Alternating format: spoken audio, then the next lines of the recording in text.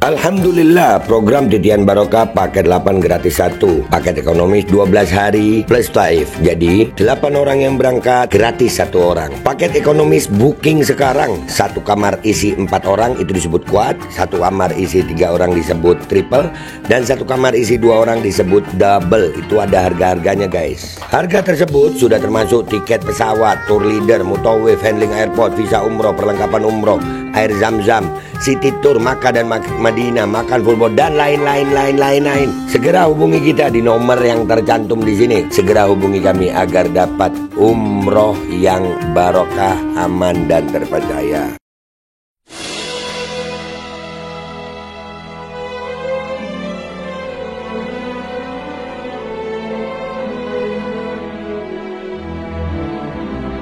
Halo pemirsa, kita jumpa lagi di episode 17.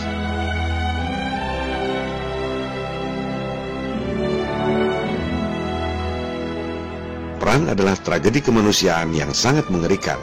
Tapi, bagi orang-orang yang berhati iblis, perang adalah bisnis yang sangat menguntungkan. Berbagai manfaat bisa dikeruk sekaligus. Perang adalah bisnis multiguna. Lewat perang, segelintir orang bisa merampas tanah dan sumber daya alam milik bangsa lain. Bisa mengatur pemerintahan yang kalah perang, termasuk hak mengedarkan uang lewat bank sentral. Perang adalah kesempatan bagi industri militer untuk mengeruk anggaran negara lewat utang, guna membeli berbagai senjata pembunuh manusia. Maka, sejarah pun mencatat perkembangan teknologi senjata pembunuh manusia dari mulai pistol, senapan, tank, kapal perang, hingga akhirnya bom atom dan bom nuklir.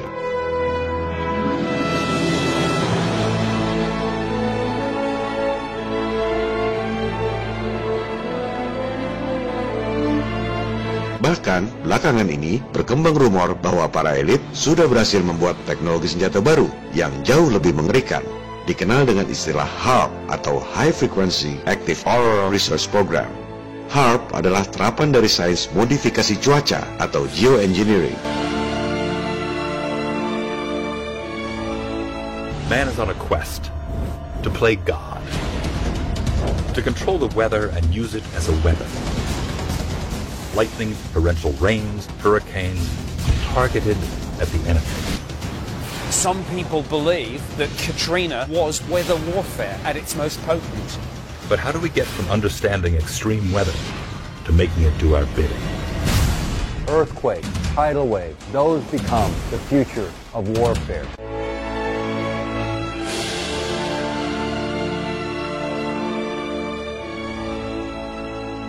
Kabarnya, dengan stimulasi ionosfer secara artifisial, manusia bisa merekayasa bencana alam seperti angin topan, badai, gempa bumi, tsunami, bahkan bisa mempengaruhi pikiran manusia seperti hipnosis.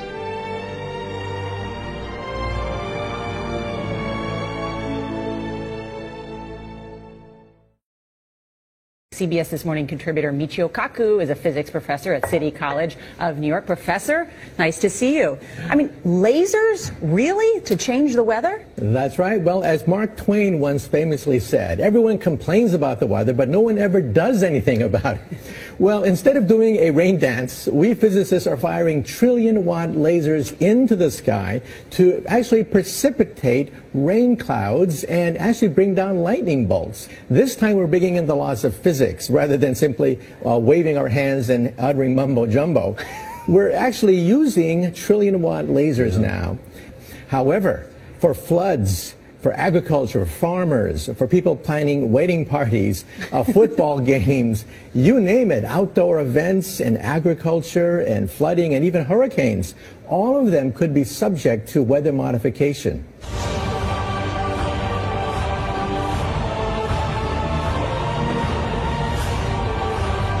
Bahkan, sebagian orang percaya bahwa berbagai bencana alam yang terjadi belakangan ini, seperti tsunami di Aceh, Palu, Jepang, dan lain-lain, adalah rekayasa buatan teknologi canggih HAARP ini.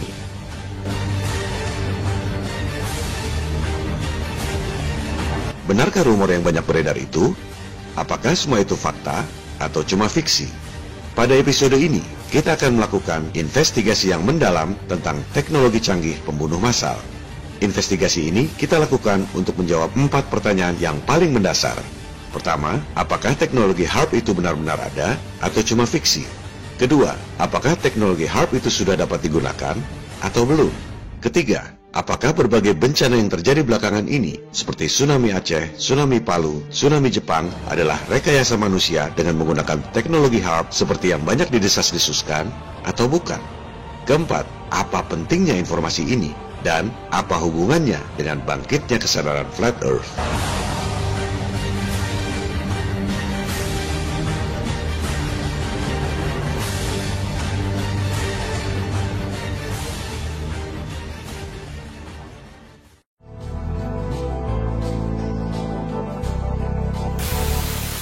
We will have an existential shock.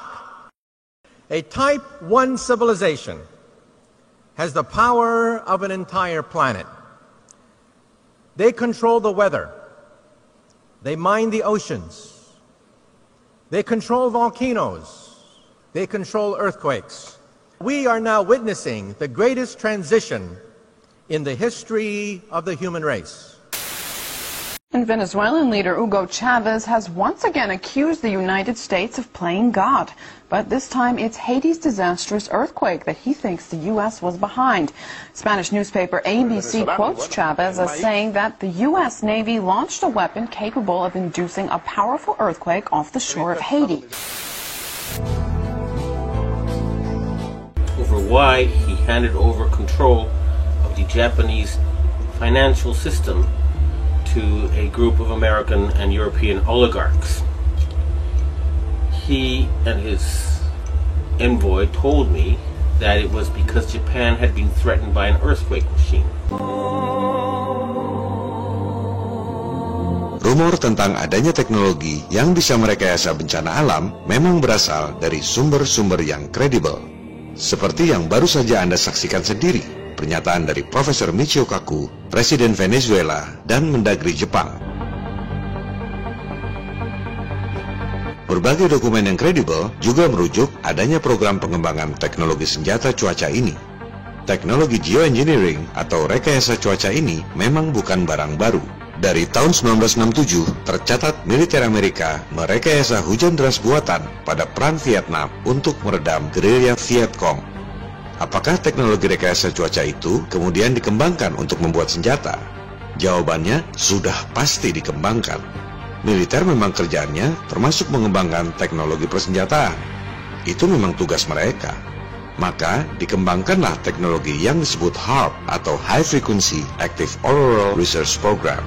Yang mendanai adalah Gabungan Angkatan Udara dan Angkatan Laut Amerika.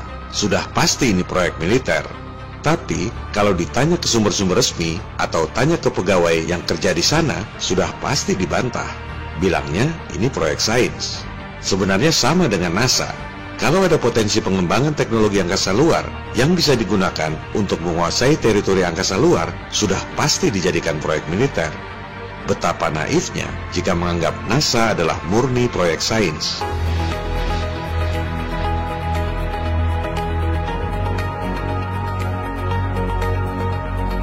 Demikian halnya dengan pengembangan teknologi HARP ini. Pengembangan teknologinya adalah fakta, bukan hoax. Proyek militer, tapi pura-pura sebagai proyek sains untuk meneliti ionosfer.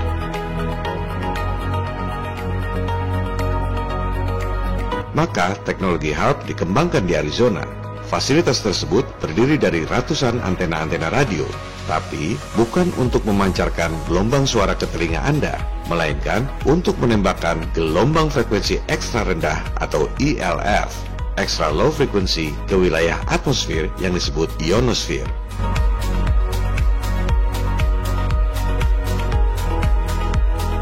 Apa akibatnya? Atmosfer menjadi panas dan mengakibatkan perubahan cuaca yang ekstrim. Kandungan air dan arah angin berubah drastis dengan kecepatan yang sangat tinggi. Akibatnya, curah hujan yang sangat deras, topan badai yang dahsyat, banjir ekstrim. ELF, pancaran gelombang ekstra rendah yang ditembakkan secara masif, juga bisa mengakibatkan gempa bumi. Ini bisa dibuktikan dengan mudah. Benda secara natural memang bereaksi terhadap gelombang frekuensi suara tertentu.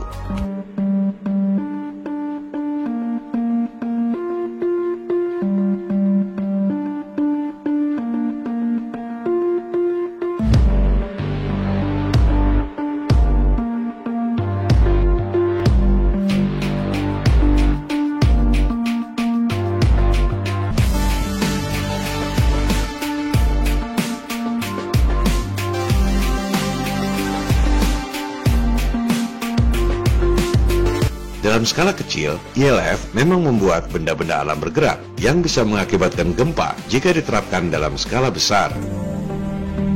Everything owes its existence solely and completely to sound.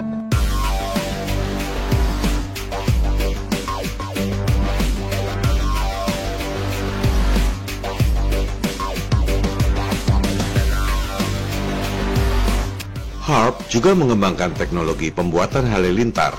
Ini juga merupakan potensi senjata modern. Tujuannya membuat halilintar buatan dan mengarahkannya pada musuh. Teknologi halilintar buatan ini mungkin tak asing buat sebagian pemirsa Flat Earth 101, sebab yang digunakan adalah Tesla Coil. Ya, betul sekali. Teknologi canggih modifikasi cuaca ekstrim ini, idenya berasal dari saintis super jenius yang pernah lahir di muka bumi, Nikola Tesla.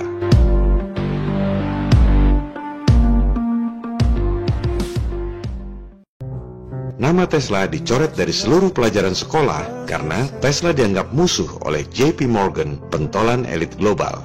Seperti telah dijelaskan pada episode 3, JP Morgan membiayai Tesla untuk membangun menara-menara komunikasi yang Anda gunakan sampai sekarang. Tapi, bukannya membuat menara komunikasi. Ketika dikucilkan, Tesla menuangkan amarah terpendamnya pada para elit keuangan dengan mengembangkan teknologi Death Ray yang bisa melumpuhkan angkatan perang. Tesla adalah orang Serbia. Ia merasakan Perang Dunia Pertama yang dipicu oleh insiden di Sarajevo. Tesla adalah pembenci perang. Ia berharap Death Ray ciptaannya bisa disita ketika Tesla wafat dan dikembangkan.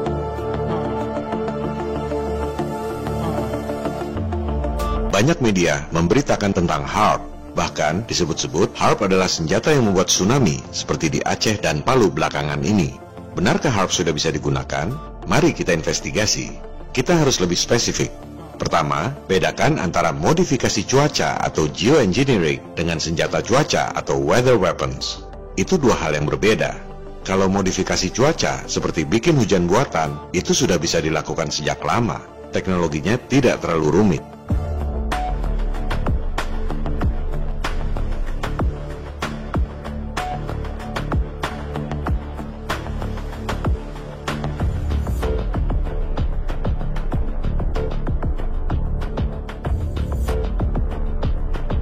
Kedua, bahwa teknologi modifikasi cuaca itu kemudian dikembangkan jadi senjata juga sudah pasti. Militer memang kerjaannya seperti itu. Ketiga, dalam skala lab memang terbukti metode HAARP kalau ditembakkan ke atas secara masif bisa membuat cuaca ekstrim, yaitu perubahan atmosfer secara drastis yang mengakibatkan angin topan, hujan deras, dan banjir. Kalau ditembakkan ke tanah, jika diterapkan dalam skala besar memang bisa membuat gempa. Kalau ditembakkan ke air dalam skala besar, bisa membuat air bergelombang seperti tsunami. Tapi, apakah teknologinya sudah bisa digunakan dalam skala nyata? Belum tentu. Kenapa? Karena untuk merubah atmosfer yang begitu besar dan luas, dibutuhkan energi yang sangat besar. Saya tidak yakin mereka sudah punya pembangkit energi yang begitu canggih.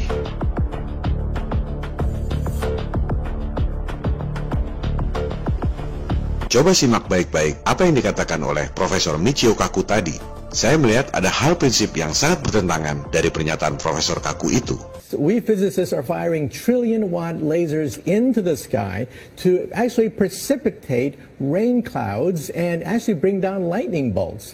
Kedengarannya keren, tapi tak sesuai dengan fakta teknologi modifikasi cuaca yang dilakukan selama ini. Merekayasa awan-awan hujan tak pernah dilakukan dengan laser. Apalagi bola-bola halilintar tak pernah dilakukan dengan laser. Saya curiga Profesor Michio Kaku menyebut laser triliunan watt karena berita-berita saintis Jepang yang mengklaim bisa menembakkan laser 2000 triliun watt. Harap dicatat, itu cuma klaim yang dikutip oleh media-media. Tak ada yang benar-benar menyaksikan. Dan harap dicatat, laser 2000 triliun watt itu pun katanya cuma bisa selama 1 per triliun detik. Bayangkan, 1 detik dibagi 1 triliun. Entah bagaimana bentuknya itu laser dan bagaimana cara mengukurnya. Sudah pasti, mengukurnya berdasarkan asumsi di atas asumsi. Ini Profesor Michio Kaku, saintis elit, kelihatannya ngawur. Sengaja kasih informasi yang tak sesuai dengan fakta, supaya kelihatannya keren. Nembak laser triliunan watt, padahal cuma bisa 1 per triliun detik. dan bukan buat bikin hujan maupun halilintar.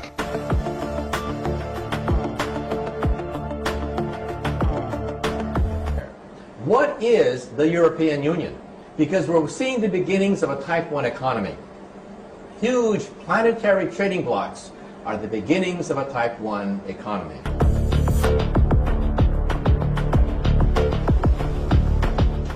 There's also going to be a Type 1 culture and a Type 1 political system as well.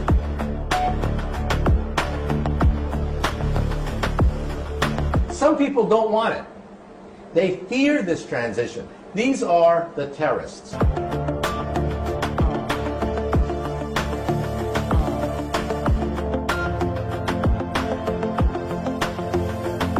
Sebaliknya, teknologi HAARP itu memodifikasi cuaca dengan gelombang suara ELF, bukan laser. Coba kita simak penjelasan tentang teknologi HAARP ini. The amount of energy we're talking about here is 3.6 million watts. To give you an idea of what that is, the largest legal AM radio station in North America is 50,000 watts. HAARP is 72,000 50,000 watt radio stations. Kedengarannya keren, 3,6 juta watt atau 3,6 megawatt. Kalau dibandingkan dengan antena radio, ya memang besar. Tapi, untuk ukuran daya yang mampu merubah kondisi atmosfer, 3,6 megawatt itu masih jauh dari triliunan watt yang dibutuhkan. Bahkan, untuk ukuran pembangkit listrik biasa pun, 3,6 megawatt itu kecil sekali. Coba kita investigasi, seberapa besar daya yang mampu dihasilkan oleh pembangkit listrik yang ada di dunia saat ini. Bagi yang belum paham, daya itu ukurannya adalah watt. Coba Anda riset, berapa kekuatan pembangkit terbesar di dunia ini? Ini adalah studi yang dibuat oleh British Gas. Pembangkit listrik dengan daya terbesar di dunia adalah di Three Gorges Dam, China. Kapasitasnya 22.500 megawatt alias 22,5 triliun watt. Ini baru powerful. Sumber dayanya apa? Hydro alias air. Hanya air yang jumlahnya sedemikian banyak yang bisa membangkitkan daya sedemikian besar. Pembangkit kedua terkuat di dunia, Itaipu Dam di Brazil dan Paraguay, 14 triliun watt. Sumber dayanya apa? Air juga. Pembangkit ketiga, keempat, dan kelima terkuat di dunia, semuanya menggunakan sumber daya air. Baru pembangkit keenam terkuat di dunia, yang sumber dayanya bukan air, Kashiwazaki Kariwa di Jepang. Sumber dayanya nuklir, 7,9 triliun watt.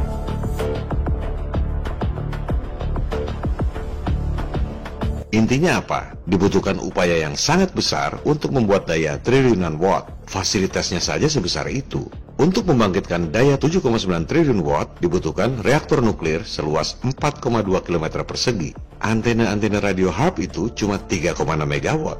Butuh 1000 kali lebih besar untuk menciptakan daya triliun watt seperti yang disebut Profesor Michio Kaku tadi.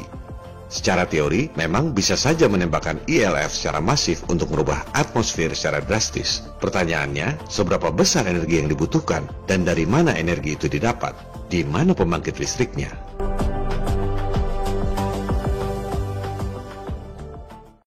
Di internet juga banyak beredar berita bahwa Amerika menyiapkan SBX-1 yang disebut-sebut merupakan senjata HAARP untuk menyerang Korea Utara. Harap Anda saring dulu informasi sebelum menyebarkannya kepada orang lain. Di mana ada senjata HAARP bentuknya seperti itu? Yang bentuknya seperti bola golf itu adalah radar, bukan senjata HAARP. Kecuali kalau Anda sudah riset dan dapat referensi yang kredibel bahwa HAARP bentuknya seperti radar golf itu, barulah Anda boleh sebarkan informasi. Juga, kalau itu HAARP yang bisa dibawa-bawa, mobile industri berlomba-lomba membuat peralatan elektronik yang lebih canggih dengan harga yang lebih murah. Begitu pula teknologi elektronik seperti mobile phone, betul mereka canggih. Anda lihat perbedaan mobile phone yang pertama tahun 1983 dengan smartphone di zaman sekarang. Mengapa kemajuannya pesat? Karena bisnis, supply and demand. Permintaan pasar memicu industri untuk bikin produk yang lebih canggih dan lebih murah. Teknologi elektronik seperti CGI, jelas mereka sangat canggih. Kemajuannya pesat. Tapi, kalau teknologi roketnya seperti jalan di tempat, tak ada bedanya roket tahun 1950-an dengan roket sekarang. Tak seperti pesatnya perkembangan teknologi komputer atau mobile phone. Mengapa teknologi roket tak maju-maju? Lagi-lagi, bisnis, supply and demand. Roket cuma buat terbang sebentar, setelah itu miring untuk menghindari langit yang pendek, kemudian diledakkan di tengah laut. Tinggal serpihan-serpihan yang tak ketahuan karena tak ada yang merasa kehilangan. Buat apa bikin teknologi roket yang lebih canggih? Teknologi energi juga seperti jalan di tempat. Pembangkit listrik yang dayanya paling besar tetap saja tenaga air. Nggak beda dengan Niagara Falls yang menggunakan teknologi Tesla 120 tahun yang lalu. Ironisnya, yang pertama menyebarkan informasi detail tentang cara kerja HAARP justru media-media mainstream seperti History Channel, CBS, dan lain-lain. Berikut pembuktian di lab dan animasi yang canggih. Ini bukan kerja amatiran. Juga, saintis elit seolah mengkonfirmasi teknologinya. Cukup meyakinkan bahwa HAARP sudah bisa digunakan. Tapi mereka nggak cerita faktor yang sangat penting, yaitu berapa energi yang dibutuhkan dan sumber dayanya dari mana untuk merekayasa atmosfer secara masif dan drastis. Sehingga berita-berita di media mainstream itu tampaknya seperti propaganda teror untuk menakut-nakuti umat dunia. Seolah-olah sudah ada senjata cuaca yang mampu membuat bencana agar orang-orang seperti Anda pada takut dan tunduk pada segelintir orang dalam tatanan dunia baru, New World Order. Atas dasar itulah, saya saat ini menyimpulkan bahwa belum ada bukti yang meyakinkan bahwa HAARP sudah bisa digunakan seperti yang digembar-gemborkan selama ini. Kuncinya adalah pembangkit energinya. Selama belum nemu bukti adanya pembangkit triliunan watt yang mobile, saya belum bisa percaya bahwa HAARP sudah bisa digunakan. Tapi kita tetap open mind. Pendapat kita bisa saja berubah kalau belakangan nemu bukti yang meyakinkan. Dan kita tetap harus waspada, karena bisa saja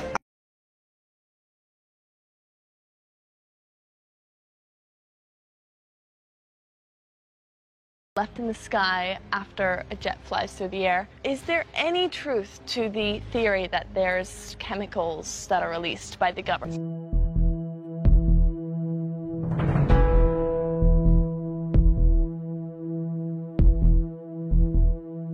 In your research for American Conspiracies, Governor, did you encounter anything about the government being able to control our weather? Chemicals like mustard gas injured 1 million soldiers and killed 100,000. Often in horrible, painful ways. This next story is so unbelievable, we didn't think it could possibly be true. But after receiving thousands of records and declassified reports from the Army, it's confirmed that during the Cold War, the United States military conducted secret tests on unsuspecting people in the city of St. Louis. These Army archive pictures show how the tests were done in Corpus Christi, Texas in the 1960s. In Texas, planes were used to drop the chemical, but in St. Louis, the Army placed chemical sprayers on buildings and station wagons. The Cold War cover story was that the Army was testing smoke screens to protect cities from a Russian attack. The truth, according to Martino Taylor, was much more sinister. By making hundreds of Freedom of Information Act required. Ketiga, kesaksian Kristen Megan, mantan personalia Angkatan Udara Amerika, bahwa militer Amerika menyemprotkan bahan-bahan kimia berbahaya alias chemtrail lewat pesawat udara. I was in the Air Force.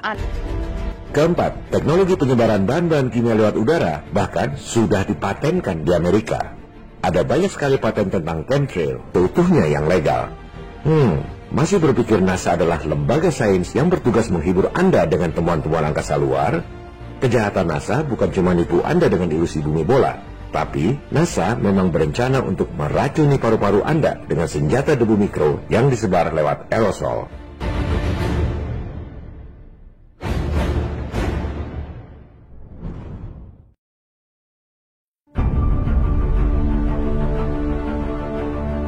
Jenis senjata mutakhir yang lebih mengerikan adalah membakar target secara terarah dari udara dengan menggunakan energi terfokus, yaitu laser, microwave, atau sinar partikel yang disebut directed energy weapons.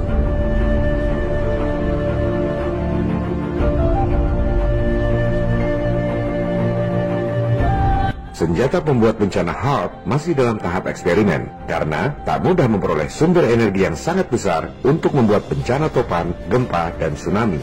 Sementara, directed energy weapons ini lebih mudah penerapannya, yaitu membakar dengan sinar laser, microwave, atau sinar partikel.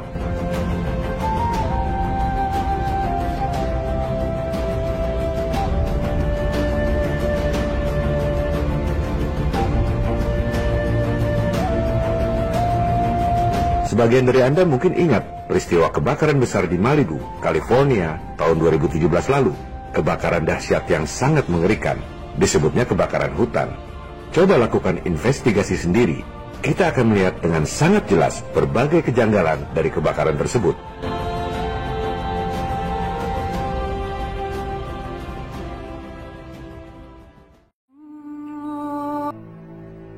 Semua rumah sirna terbakar.